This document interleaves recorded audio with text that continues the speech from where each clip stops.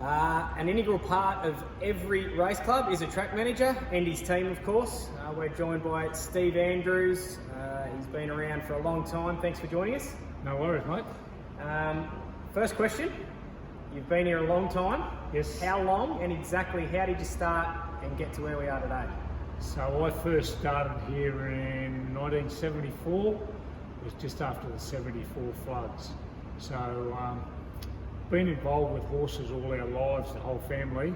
And one of our members from the local pony club group, Mr. Ned Toohill, who was the clerk of the course here for many, many years, he said to me that they were looking for some barrier attendants.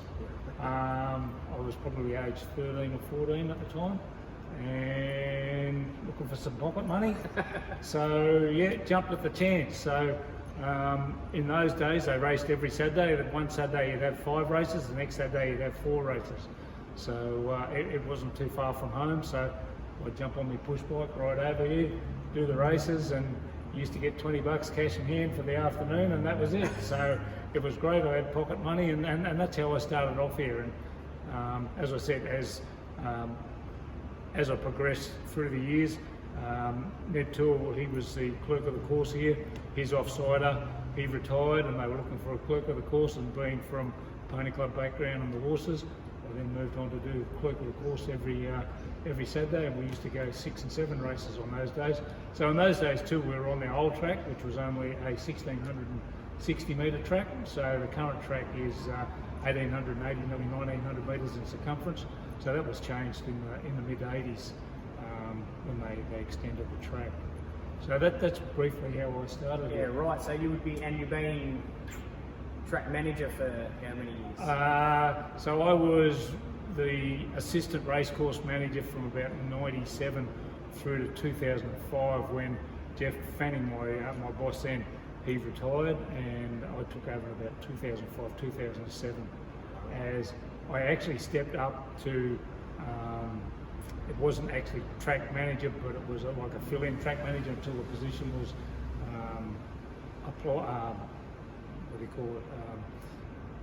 put out there as a position for expression of interest. I applied for that, and first of all, Mr. Jeff Haynes, who came from Randwick, he came up and he did 12 months as a racecourse manager, and Jeff stepped down after 12 months, and I then took over from him. So in about 2008, I took over as the racecourse manager. And a few things on the track that your average race goer might come twice a year to Melbourne Cup or whatever, for them to learn a few things which might interest. Things you hear, the rail movement, rail out 4 metres. Yeah. If you were to move the rail out here, 4 metres the entire, how long would that take and how many people? So with the movable rail now, it's a plastic rail, so that's an innovation they've had in the last few years, jockey safety and all that sort of stuff. So to move the rail now, the full distance of the track with the chutes included, that's just over 2,000 metres of rail. We're looking at 2 days with a minimum of 6 staff. Wow.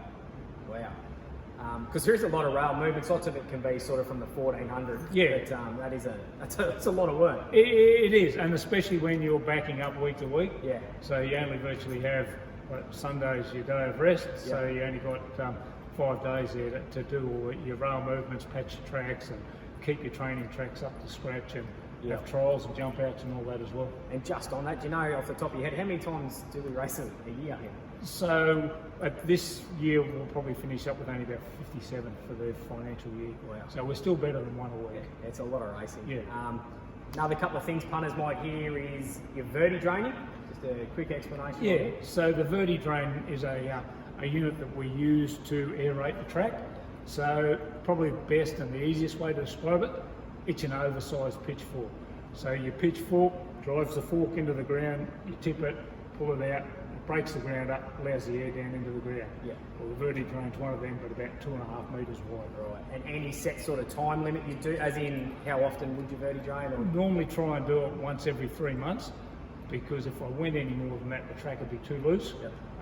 The roots wouldn't have a chance to establish and knit together, so they give a consistent bind and holding capacity for the grass to stay there when horses race over it. All right, and a simple one, mowing.